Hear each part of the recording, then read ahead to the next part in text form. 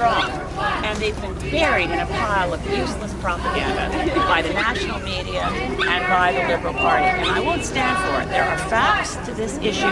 There is evidence before us, and we should be waiting for the courts to adjudicate before deciding they can cut down trees and do irreparable harm to the areas within Burnaby.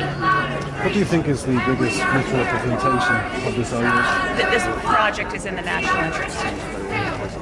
The National Energy Board review ignored the evidence from Alberta's biggest labor unions that this project, if completed, would cost Canadian jobs.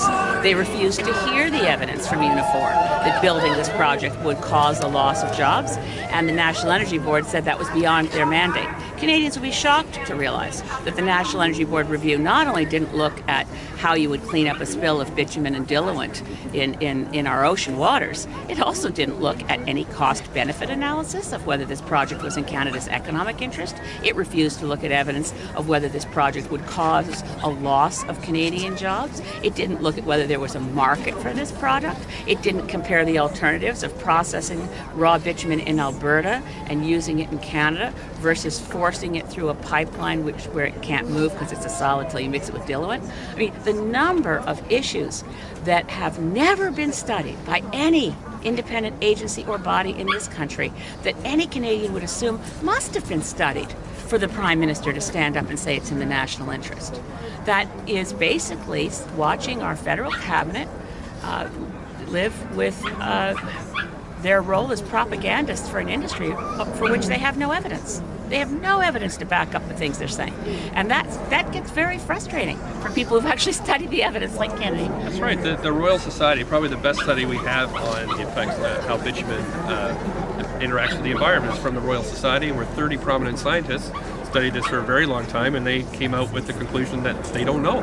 So this is why John Horgan is so smart to commission a study on this, to look at the effects of bitumen on land and in water, and he's doing the right thing. We know he's behind us as well. We know that the provincial government's going to use every tool in their toolbox in order to stop this, but really it's down to the Prime Minister. He has caused this. What's happening here today, what's happening in Victoria, what's happening right across Canada today is all down to the Prime Minister threatening and bullying British Columbia, threatening to pull funds for oceans protection, threatening to pull funds from childcare if we don't take this pipeline. It's ridiculous. It has to stop, and he has to put this.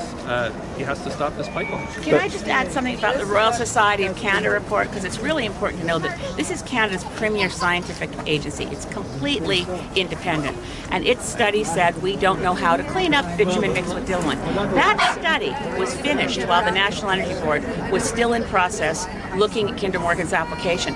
I tried to enter it into evidence. The National Energy Board said that it would be unfair to Kinder Morgan to accept science in the process so late in the process. I mean, it takes a while for the major national scientific agency to do a study, and the National Energy Board refused to accept the evidence because it would be unfair to Kinder Morgan.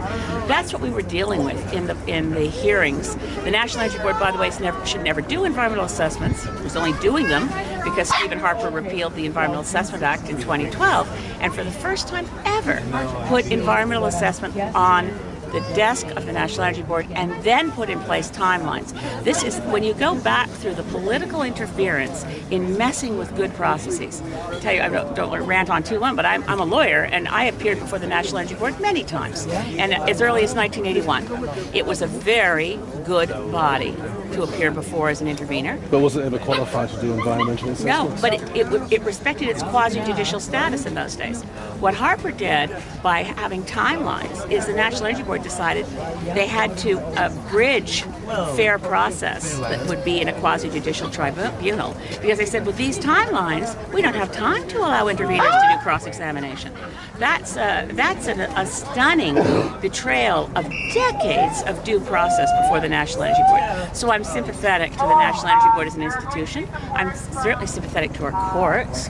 I'm sympathetic to all those concerned. We had broken laws and a bad process, and where I really completely agree with my friend Kennedy is this is a fundamental betrayal of election promises by Justin Trudeau, who promised us that no project would be approved through the broken process that we had just seen, and with all the bamboozling claims of consultation from the federal Liberals, honestly, they never looked at the evidence. Because if they'd looked at the evidence, they would know this project should not proceed.